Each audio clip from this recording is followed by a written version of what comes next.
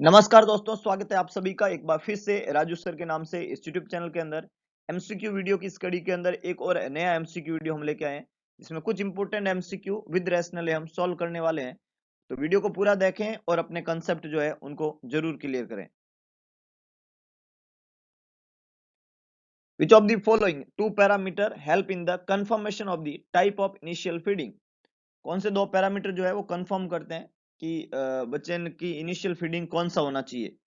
weight and gestation and hemodynamic stability, clinical stability and weight, absent of tachypnea and birth asphyxia। बहुत simple question है। क्या पूछा है question है? ये पूछा है कि साहब इनमें से कौन से दो पैरामीटर है जो ये कंफर्म करेंगे कि जो बच्चे में है वो इनिशियल फीडिंग कौन सा होना चाहिए, कौन से तरीके का होना चाहिए। वजन और गैस्टेशन एज दे के, गैस्टेशन और हीमोडायनेमिक स्टेबिलिटी दे के, क्लिनिकल स्टेबिलिटी और वेट दे के, या टेकिपनिया की एब्सेंसी और बर्थ एस्पेक्सिया को दे के। बहुत अच्छे, कुछ लोगों ने ठीक पहचाना इसको, कुछ लोगों के जवाब गड़बड़ है। कई लोग जो है वो गैस्टेशन के ऊपर जोर दे रहे हैं जो कि खोटे जवाब है। देखिएगा, यहाँ पे बहुत इंपॉर्टेंट बात है, किसी भी बच्चे में फीडिंग जो है कि इधर वो फीडिंग जो है थ्रू ब्रेस्ट फीडिंग कराएंगे या टॉप फीडिंग देंगे, कटोरी फीडिंग देंगे या एनजी ट्यूब लगाएंगे या गैस्ट्रोस्टोमी करेंगे, ये सारा डिपेंड करता है कि एक तो बच्चा क्लिनिकली स्टेबल है या नहीं है और दूसरा बच्चे का वजन कितना है। सो सी यहाँ पे बिल्कुल करेक्ट आंसर हो जाएगा। Clinical stability of a child and weight of the child, ये दो ऐसे पैरामीटर है जो ये डिसाइड करते हैं कि बच्चे में इनिशियल फीडिंग किस तरीके का रहेगा, कौन सा टाइप ऑफ इनिशियल फीडिंग हम उस बच्चे में काम में ले सकते हैं। What is the normal respiratory rate of A neonate? Vitals बहुत इंपॉर्टेंट है न्यूबॉर्न में। नॉर्मल रेस्पिरेटरी रेट या न्यूबॉर्न का पूछा है। 0 to 20, 20 to 40, 40 to 60, 60 to 80। चार ऑप्शन यहाँ पे। नॉर्मल रेस्पिरेटरी रेट पूछा है। बहुत अच्छे, कई लोगों ने बिल्कुल सही जवाब दिया है। 40 to 60 ब्रेथ पर मिनट, 40 से 60 ब्रेथ पर मिनट। वैसे नॉर्मली हम बोलते हैं 30 to 60 ब्रेथ पर मिनट, और एवरेज जो होता है वो 40 ब्रेथ पर मिनट होता है। तो यहाँ पे लिखा हुआ है 40 से 60, जो वो भी सही है। नॉर्मल हम बोलते हैं तो हम ऐसे बोलते हैं 30 to 60 ब्रेथ पर मिनट जो है ये नॉर्मल रेस्पिरेटरी रेट होती है। एवरेज जो होती है वो 40 होती है। एवरेज कितनी होती है? 40 होती है न्यू बॉर्न बेबी के अंदर। और ये थोड़ी इरेगुलर होती है, रेस्पिरेशन की रेट जो होती है वो इरेगुलर होती है, क्योंकि वहां पे एपनिया की प्रेजेंसी होती है। और इरेगुलरिटी के कारण, एपनिया की प्रेजेंसी के कारण इस रेस्पिरेटरी रेट को फुल 1 मिनट काउंट करना होता है। फुल 1 मिनट काउंट करना होता है अपने को न्यूबॉर्न बेबी में। पूरा 1 मिनट काउंट करें रेस्पिरेटरी रेट को, तो आपको एग्जैक्टली आइडिया हो जाएगा कि रेस्पिरेटरी रेट कितना है और होना कितना चाहिए। 30 to 60, एवरेज कितना है? 40। इस क्वेश्चन के अनुसार कितना answer? 40 to 60 breath per minute. तो सी यहाँ पे बिल्कुल करेक्ट आंसर रहेगा।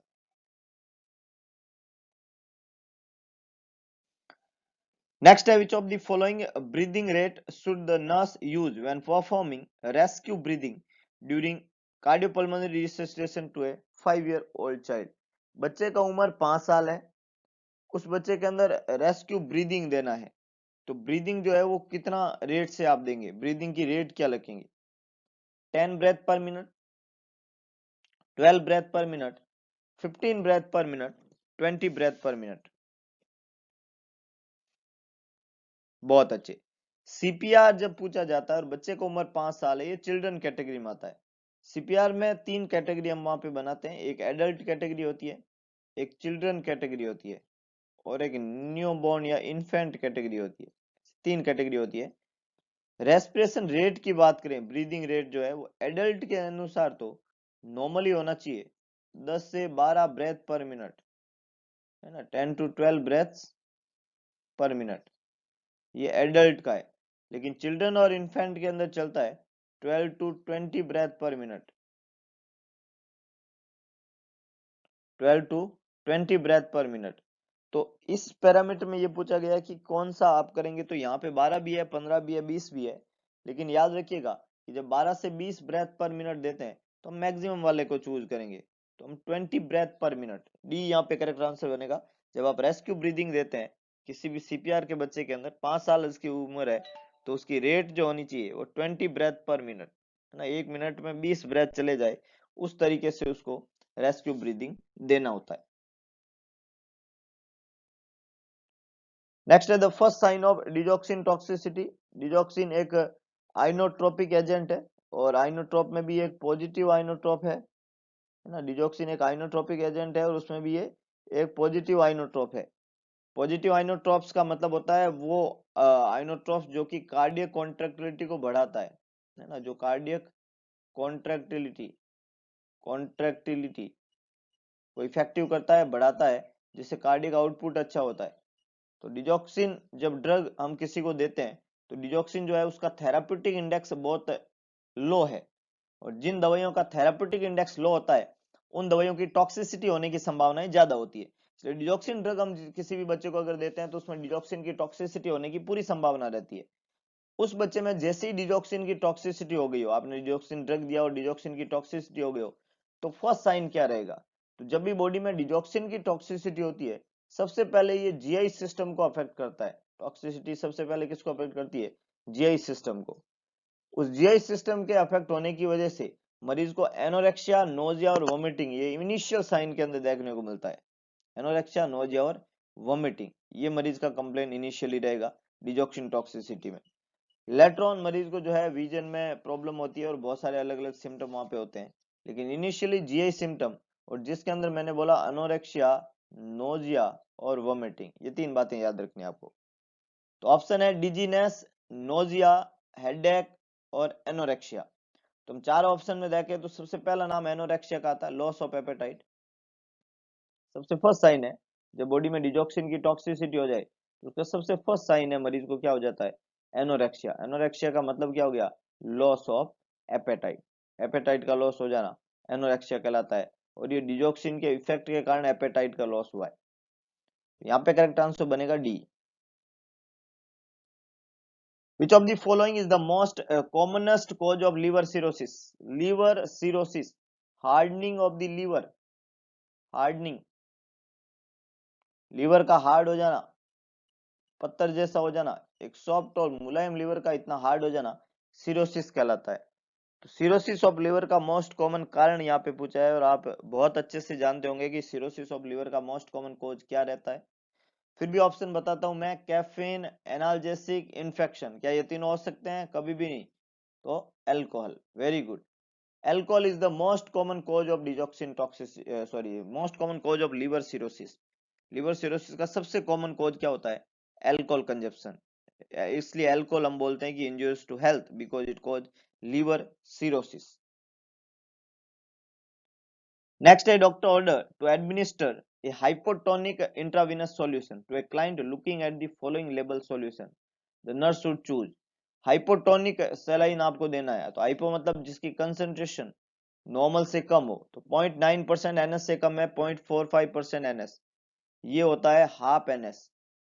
हाफ एनएस बोलो, 1/4 एक एनएस और होता है, 2/3 एक एनएस और होता है।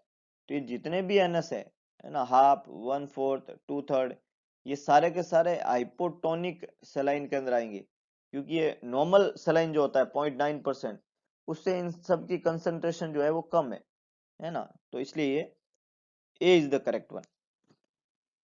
D5 0.9%, ये दोनों के दोनों जो है आइसोटोनिक सॉल्यूशन है। कैसे सॉल्यूशन है? आइसोटोनिक। इसके अलावा एक 5% डेक्सट्रोज होता है, वो भी आइसोटोनिक में आता है ना। ये D5 सॉरी 5% हो गया। इसके अलावा आरएल, रिंगर लैक्टेट, ये भी आइसोटोनिक में आएगा, आरएल, रिंगर लैक्टेट।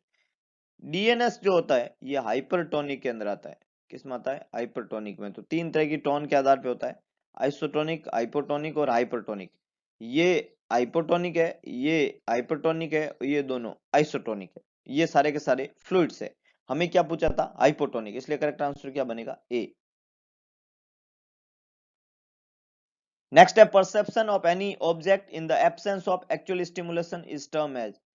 किसी भी ऑब्जेक्ट का परसेप्शन एक्चुअल स्टिमुलेशन की एब्सेंसी के अंदर परसेप्ट होना, इसको बोलते हैं जो है perception without without any object, बिना ऑब्जेक्ट के परसेप्शन होना, फॉल्स परसेप्शन है ना, फॉल्स परसेप्शन होना, बिना ऑब्जेक्ट वाला false perception, illusion, delusion, hallucination, dementia. बहुत अच्छे, मैक्सिमम लोगों ने बिल्कुल सही जवाब दिया। इट्स हेलुसिनेशन, फॉल्स परसेप्शन, है ना। इल्यूजन जो होता है वो मिस इंटरप्रिटेशन होता है, ये तो होता है मिस इंटरप्रिटेशन, इंटरप्रिटेशन, और ये होता है फॉल्स परसेप्शन। दोनों बातों में फर्क है, कभी भी कंफ्यूज नहीं होएगा। फॉल्स परसेप्शन जिसमें कोई ऑब्जेक्ट नहीं है, जैसे आवाजों का सुनाई देना, कुछ दिखाई देना जबकि वास्तव में कुछ है ही नहीं, इसको हेलुसिनेशन कहते हैं। इल्यूजन है मिस इंटरप्रिटेशन, जैसे रस्सी पड़ी थी उसको सांप समझ लिया, ये इल्यूजन था। डिल्यूजन जो होता है, डिल्यूजन, डिल्यूजन ये फिक्स फॉल्स बिलीव होता है, फिक्स फॉल्स बिलीव, है ना। कोई भी चीज, कोई भी विश्वास जो कि फिक्स हो गया है लेकिन वो गलत है, फॉल्स है, ये डिल्यूजन है, थॉट का डिसऑर्डर है। और डिमेंशिया का मतलब होता है loss of memory, loss of memory, memory का लॉस हो जाना डिमेंशिया कहलाता है। Loss of memory is known as dementia. So the correct answer is hallucination. तो ये कुछ इंपॉर्टेंट एमसीक्यू जो आज के वीडियो लेक्चर में हमने पढ़े। इसी तरीके के मजेदार वीडियो को सुनने के लिए जुड़े हुए रहिए मेरे यूट्यूब चैनल से। अगर आपको वीडियो पसंद है तो वीडियो को लाइक करें, शेयर करें, कमेंट बॉक्स में अपना सुझाव जरूर दें। और इसके अलावा एक काम करें, इस चैनल और इस वीडियो को मैक्सिमम लोगों तक पहुंचाने की जिम्मेदारी उठाएं और भगवान कृष्ण की उस बातों को सार्थक करें कि सारथी बने, स्वार्थी ना बने। तो मिलते हैं दोबारा एक नए वीडियो, नई एनर्जी के साथ में। आप सभी को एक बार फिर से 9 से 2020 के लिए a very very good luck, best of luck, all the best. अच्छी शुभकामनाओं के साथ में जाओ, भगवान पे विश्वास रखिएगा, अपने माता पिता पे विश्वास रखिएगा और अपने आप पे विश्वास रखिएगा। कॉन्फिडेंस के साथ में दीजिएगा, एक बेहतरीन रिजल्ट, बेहतरीन भविष्य आपका इंतजार कर रहा है। आप ही है जो अपने भविष्य को बेहतरीन बना सकते हैं। तो wish U a very very all the best for not set 2020। जय हिंद, जय भारत।